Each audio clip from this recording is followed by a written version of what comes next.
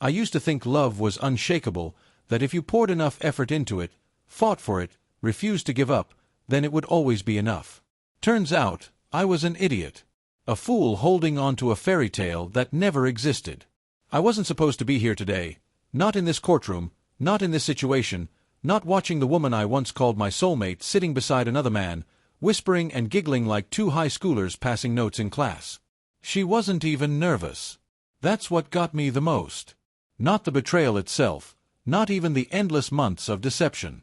It was the ease with which she discarded me, as if I had been nothing more than a placeholder until something better came along. Rachel had always been good at pretending. She could cry on cue, spin a lie so effortlessly that you'd believe it even when your gut screamed at you not to. But today, she wasn't pretending. She was happy. And that's when it hit me, she had never truly loved me. Not the way I had loved her. I should have known it when I first found out about Chris.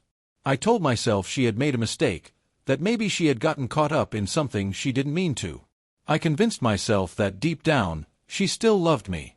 But looking at her now, seeing her glowing, relieved, utterly carefree, it crushed whatever illusions I had left. I swallowed hard, forcing my hands to relax. I had almost backed out today. Almost let them win. But something inside me refused to bow. I had spent the entire night replaying everything, every sign I had ignored, every moment she had looked at me as if I were nothing more than background noise. And by morning, one realization hit me harder than the rest. I had been too easy to betray.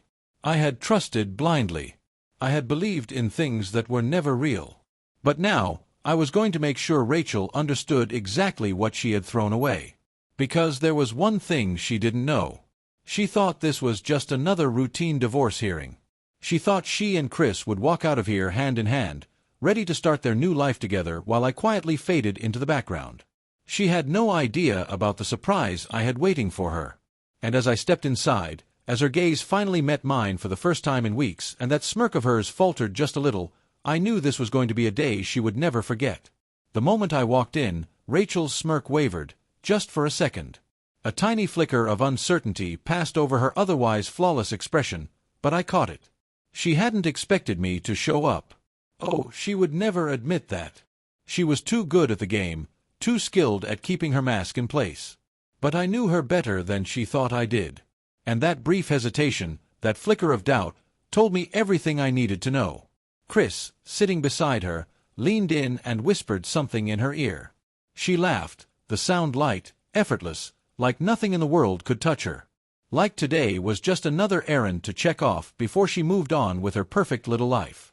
And yet, despite all that confidence, she still hadn't looked away from me. I kept walking, not too fast, not too slow, just steady and deliberate, letting each step echo across the courtroom floor. I had played this moment over in my head 1,000 times. Imagined what I would say, how I would act. Would I explode? Demand answers?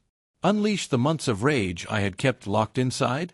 But now that I was here, standing just a few feet away from the woman who had ripped my life apart, and the man who had helped her do it, I didn't feel angry. I felt clear. The kind of clarity that only comes when you've lost everything and finally see things for what they are. I took my seat across from them, setting my folder down with careful precision. I wasn't here to beg. I wasn't here to fight. I was here to end this, on my terms. The judge entered a few minutes later, an older man with tired eyes, the kind that had seen far too many cases like mine. This was just a formality. The divorce was uncontested. Rachel had made sure of that. She wanted a clean break. A quick escape. A fresh start with Chris, without the mess of drawn-out proceedings. She thought she was leaving me behind. She was wrong. Mr. Caldwell, the judge addressed me, glancing up from his notes. Apologies for the delay. Are we ready to proceed? I nodded. Yes, Your Honor. But before we do, there's something I'd like to present. Rachel frowned. Not much, just a slight crease in her brow before she smoothed it away, slipping back into that practiced confidence. What are you doing, Jake? She asked, her voice carrying that familiar mix of exasperation and amusement, like I was a child throwing an unnecessary tantrum. I didn't answer her. Instead, I opened my folder, pulled out the first document, and handed it to my lawyer, who then passed it to the judge. Silence stretched. Rachel's foot tapped against the floor. Chris leaned back, arms crossed, a lazy grin on his face like none of this mattered. Then, the judge's expression changed. He read the document once. Then again. Then, he adjusted his glasses, exhaled slowly, and looked at Rachel over the rim of his spectacles. "Mrs. Caldwell," he said, his voice even but firm, "were you aware that your soon-to-be ex-husband has submitted a financial discrepancy report regarding your shared assets?" Rachel's smirk vanished. I watched it happen in real time, the way her mind clicked into overdrive, scrambling to catch up. The confidence she had walked in with, the absolute certainty that she had already won, cracked right down the middle. "What?" she asked, forcing a laugh. "What financial report? That's ridiculous. We already split everything fairly." I leaned forward, lacing my fingers together. "Did we?" Her eyes darted to mine, and for the first time, I saw it, the first flicker of real panic. Because Rachel knew exactly what I was talking about. She had been siphoning money from our joint account for months before I even found out about the affair. Small transactions at first, just enough to fly under the radar, a dinner here, a spa trip there. But then the numbers got bigger. A sudden business investment in a non-existent company. A loan to a friend who didn't exist. And the best part? She thought she had erased the trail. She thought she was smarter than me. But I had been watching, I had let her believe she was getting away with it. I had bided my time, collected every single piece of evidence I needed. And now, as the judge flipped through page after page of documented transactions, I saw the moment it hit her. The moment she realized just how much trouble she was in. "Mr. Caldwell," the judge continued, turning back to me, "are you requesting a financial audit before the finalization of this divorce?" I smiled, the first real smile I had worn in months. "Yes, Your Honor. I believe my wife has been less than honest about our shared assets, and I'd like to ensure a full, thorough review before we move forward." A sharp inhale. Rachel's jaw clenched. I could see the storm building behind her eyes. Chris, for his part, finally looked interested. His smirk was gone, replaced by a frown as he leaned over and whispered something to her. And in that moment, I knew, I had shattered whatever fantasy they had built together. And the real fun was just beginning. For years, I had thought Rachel was the smartest person I knew. She could weave words together like silk, spin a story so convincing that even the most skeptical person would believe her. And the worst part? She had made me believe them too. But now, watching her unravel in real time, I realized something. She wasn't as clever as she thought she was. She had just never been challenged before. "Your Honor, this is absurd," Rachel snapped, her voice tight, strained, but still hanging onto the last threads of her confidence. "Jake is just trying to delay the inevitable. There is no financial misconduct. We've already settled everything." "Then you shouldn't have a problem with the audit," I said, my voice calm. Her mouth snapped shut. Chris shifted beside her, his foot tapping against the courtroom floor. For the first time since this entire process had started, he looked uneasy. The arrogant smirk he had worn all morning was gone. Now, he was realizing what I had always known. Rachel was never as careful as she thought she was. The judge sighed, rubbing his temple. "Mrs. Caldwell, if your finances are as transparent as you claim, then there should be nothing to worry about. But given the documentation presented, I am inclined to approve the audit before proceeding with the divorce settlement." Rachel exhaled through her nose, her fingers curling into fists on the table. I could almost hear her teeth grinding.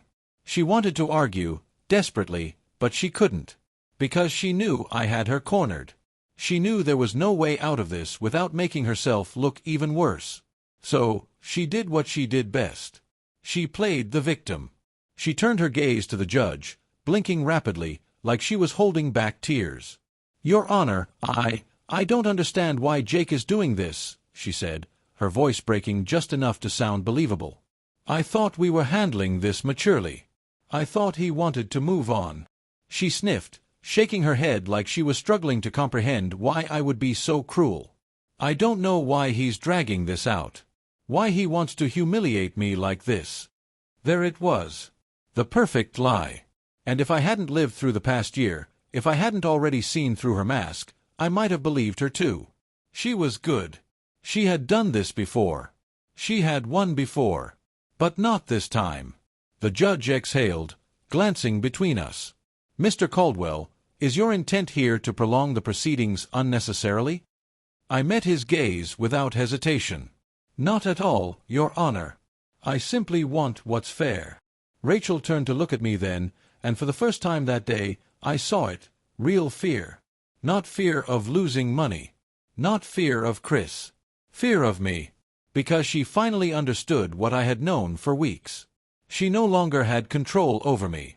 And that terrified her more than anything. The judge gave a slow nod. Then the audit will proceed. Court is adjourned until further review. The sound of the gavel striking echoed through the room, but I barely heard it. I was too busy watching Rachel's expression as she stood up, gripping her purse like it was the only thing grounding her. This wasn't the ending she had planned. This wasn't how she had imagined walking away from me. I had taken back control. And for the first time in our entire relationship, she had no idea what was coming next. The moment the gavel struck, the courtroom buzzed with hushed whispers. Lawyers gathered their documents, the judge disappeared into his chambers, and the air in the room grew thick with tension. Rachel shot up from her seat, her face frozen in something between anger and disbelief. She didn't even look at me at first. No, she turned straight to Chris, her so-called knight in shining armor, as if he had the answers to what had just happened. He didn't. Chris had been playing a game he didn't even realize he was a part of until now. Up until this moment, he had been the fun distraction, the winner, the man who got the girl. But now he was just another liability. And he was realizing it too. You need to fix this, Rachel hissed at him under her breath, her perfectly manicured nails digging into his arm. Chris, for all his bravado, looked like a deer caught in headlights. How am I supposed to fix it? He muttered, rubbing his jaw. Because it was supposed to be taken care of, she snapped. I don't know how he... That was when she finally turned to me. For just a second, just a flicker of a moment, I saw something raw in her expression. Fear. Then, just as quickly, it vanished, replaced by her well-rehearsed mask of irritation. You're pathetic, Jake, she spat, stepping closer. Dragging this out like a bitter little child because you can't handle the fact that I moved on. I tilted my head slightly, taking in the sheer audacity of her words. She had drained our bank accounts. She had carried on an affair right under my nose. She had laughed with her lover in court like I was nothing more than an inconvenience. And I was the bitter one. I let out a slow breath, keeping my voice steady. If you think this is about bitterness, Rachel, then you haven't been paying attention. Her lips curled into a sneer. Then what is it about, huh? You think you're going to win somehow? Newsflash, Jake, you already lost. And that was the moment I felt it. A shift. A realization so clear it might as well have been a slap to the face. The woman I had married no longer existed. Maybe she never had. I smiled, not out of happiness, not out of amusement, but because, for the first time in a long time, I felt truly free. You keep telling yourself that, I said quietly. And before she could get another word in, I turned and walked away. But I wasn't leaving empty-handed. Because Rachel had no idea about the second surprise I had in store for her. As I walked out of the courtroom, I could still feel Rachel's eyes burning into my back. She had always been good at controlling situations, twisting them to her advantage, making sure she held the upper hand. Not this time. This time, she was playing by my rules. She just didn't know it yet. The moment I stepped into the hallway, my lawyer, Howard, caught up with me. He was a no-nonsense guy in his late 50s, the kind of man who had seen every type of divorce case imaginable. But even he had to admit that mine was special. That went well, he murmured, flipping through his folder. Better than expected. She didn't see the audit coming. I smirked. Of course she didn't. She thinks she's untouchable. She spent years getting away with things because I let her. But that's over now. Howard gave me a knowing look. I take it you're still going through with the other thing? I didn't answer right away. Instead, I took a deep breath, letting the weight of everything settle over me. The second surprise. The one Rachel hadn't even considered a possibility. Yes, I said firmly. I am. Howard nodded, tucking his papers away. Then we need to move fast. Once she finds out, she's going to fight like hell. I already knew that. But what Rachel and Chris didn't know, what they couldn't know, was that I had been planning this for months. I had already suspected Rachel was hiding money, but finding it was another story. At first, I assumed she was stashing it in secret accounts. That would have been the logical choice. But Rachel never liked to do things the simple way. Then I started noticing patterns. Strange little expenses that didn't make sense. Small transfers to businesses I had never heard of. Withdrawals that didn't line up with her spending habits. And then it hit me. She wasn't just hiding money. She was laundering it. Rachel had never been the type to take risks. She liked control, stability. But Chris, he was different. He had his hands in a lot of things, most of which weren't exactly legal. And Rachel, my wife, the woman I had once trusted with everything, had decided to tie our marital finances to him. The moment I realized that, everything changed. I had two choices. I could confront her, explode, demand answers, or I could play along. So I pretended. I acted like I was too heartbroken, too blindsided to dig into what she was doing. Meanwhile, I started collecting everything, every transfer, every suspicious transaction, every wire that connected our accounts to his. And then, I hired a forensic accountant. As Howard and I stepped into the elevator, I kept my voice steady. Do we have enough? Howard sighed. More than enough. The audit is just the beginning. Once we present the evidence of financial fraud, the judge isn't just going to freeze the assets, he's going to revoke her right to any marital property. That meant everything. The house, the cars, the savings, the retirement funds, all of it would be off limits to her. And Rachel, she had no idea what was coming. Rachel was pacing, her heels clicking against the tile floor in rapid succession as she chewed at her manicured nails, a nervous habit she had whenever things weren't going her way. What the hell just happened? Chris asked, rubbing his jaw. You said this was going to be easy. It was supposed to be, Rachel snapped. I don't understand. He's never fought back before. He always just let things happen. Chris folded his arms, his patience running thin. Well, he's not letting it happen now. What's this about an audit? Rachel clenched her fists. It's nothing. Just a stall tactic. He doesn't know anything. He's just trying to get back at me. But even as she said it, she didn't believe it. Because deep down she knew. She had underestimated me. She just didn't know how badly. I sat in my car outside the courthouse, gripping the steering wheel so tightly my knuckles turned white. The weight of everything that had just happened hadn't fully settled yet, but I could feel it creeping up on me, slow and steady, like a tide rising around my ankles. 4 years, I had been the man who let things slide. The one who compromised. The one who avoided conflict to keep the peace. And where had that gotten me? Betrayed. Used. Tossed aside. Not anymore. I took a deep breath and pulled out my phone. There was only one call I needed to make. Mr. Caldwell, the voice on the other end answered after 2 rings.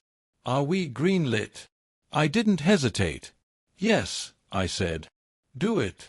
Rachel sat stiffly in the passenger seat of Chris's car, her phone pressed to her ear, her carefully curated life crumbling piece by piece. What do you mean they froze the account? She hissed, her voice a barely contained whisper of panic. I mean exactly what I said, her banker replied. There's been a legal hold placed on your assets due to an ongoing investigation. We are not authorized to release any funds until the matter is settled. Rachel's stomach twisted. Investigation. What the hell was he talking about? She shot a glance at Chris, but he was too busy scrolling through his phone, oblivious to the storm raging inside her. Who authorized this? She demanded. A long pause. Then, your husband. Rachel felt the breath leave her lungs. Jake did this. The man she had always viewed as predictable. Weak. A pushover. He did this. Listen, she forced out, fighting to keep her voice steady. There has to be some mistake. I want this reversed now. I'm afraid that won't be possible, the banker said. Until the audit is complete, your funds are inaccessible. The call ended before she could say another word. Rachel sat frozen, her phone still clutched in her hand. This wasn't happening. This couldn't be happening. Chris finally looked up. "What's wrong?" She swallowed hard, debating whether or not to tell him the truth. But before she could answer, his phone buzzed. And everything got worse. At first, Chris thought it was just another routine email, one of his many side hustles. A business deal. Maybe an update on his offshore accounts. But as he skimmed the message, his pulse spiked. Rachel was talking, saying something about their money being frozen, but he barely heard her. Because his accounts had just been flagged too. He clicked the second message. Then the third. His entire operation, the carefully constructed financial web he had spent years maintaining, was suddenly under scrutiny. The audit wasn't just about her. Jake had gone after him too. I leaned against my car, watching the courthouse doors from a distance, waiting. Any second now. And then, there it was. Rachel burst outside, her eyes wild, scanning the parking lot. She wasn't composed anymore. She was unraveling. Chris stormed out behind her, his face flushed red, his usual arrogance replaced with panic. He was waving his phone around, barking into it like sheer force would reverse what had just happened. It wouldn't. I had made sure of that. I took my time walking toward them. No rush. No theatrics. Just slow, deliberate steps. I wanted her to feel every second of this. She turned the moment she saw me, her expression flickering between rage and something much deeper. Fear. "You bastard," she hissed. I raised an eyebrow. "That's a hell of a greeting, considering you were laughing in court an hour ago." Her nostrils flared. "You froze my accounts." I tilted my head. Technically, the court did. I just pointed them in the right direction. Rachel let out a humorless laugh, shaking her head. "So that's what this is. Revenge. You think ruining me is going to make you feel better?" I leaned in slightly. "You ruined yourself, Rachel. I just stopped cleaning up after you." She opened her mouth, but Chris cut her off. "How did you do this?" he demanded. His usual cocky confidence was gone, replaced by something dangerously close to disbelief. I looked at him. Really looked at him. And I sighed. The realization was dawning on him. He had completely underestimated me. Rachel had. They both had. "You thought I wouldn't fight back?" I asked, my voice even. "You thought I'd just roll over and let you both walk away with everything?" Neither of them answered. So I kept going. "You could have walked away clean. You could have had your fun, built your little fantasy together. But instead, you got greedy. You stole from me. You laundered money through our accounts. And you expected me to just disappear." Rachel shook her head. "You have no proof." I smirked. "Oh, I have proof. That's why the accounts are frozen. That's why your assets are under investigation. And that's why, by the end of this, you're going to have nothing." The words hit like a slap to the face. Rachel's face drained of color. Chris took a step back, muttering something under his breath. His hands balled into fists, not in a way that scared me, but in a way that told me he was already planning his escape. Because now, he realized something too. This wasn't just Rachel's problem anymore. He was tied to it. Rachel let out a shaky breath, her confidence cracking piece by piece. "You don't want to do this, Jake. You think you're punishing me, but you're just proving that you're just as cruel as you think I am." I laughed. A real, deep laugh. "Cruel?" I shook my head. "No, Rachel. You were cruel. You cheated. You stole. You lied. I'm just making sure you don't get rewarded for it." Her lip trembled. It was subtle, but I saw it. I saw the exact moment she realized she had lost. Chris, however, wasn't quite as sentimental. He suddenly straightened, his eyes darting around the parking lot like a man calculating his next move. "You're on your own," he muttered. Rachel whipped around. "What?" "You heard me," he said coldly. "This is your mess. I didn't sign up for this level of drama." Rachel's mouth fell open, but Chris was already walking away. Just like that. Just like she had walked away from me. I let it sink in for her. let her stand there, watching as the man she had risked everything for left her standing in the wreckage. And for the first time in a long time, I didn't feel angry. I just felt free. Thank you for visited my YouTube channel.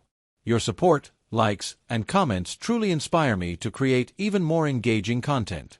If you enjoyed this video, don't forget to subscribe and hit the notification bell so you never miss an update. You're a part of this amazing community, and I'm thrilled to share my stories with you. See you in the next video on YouTube.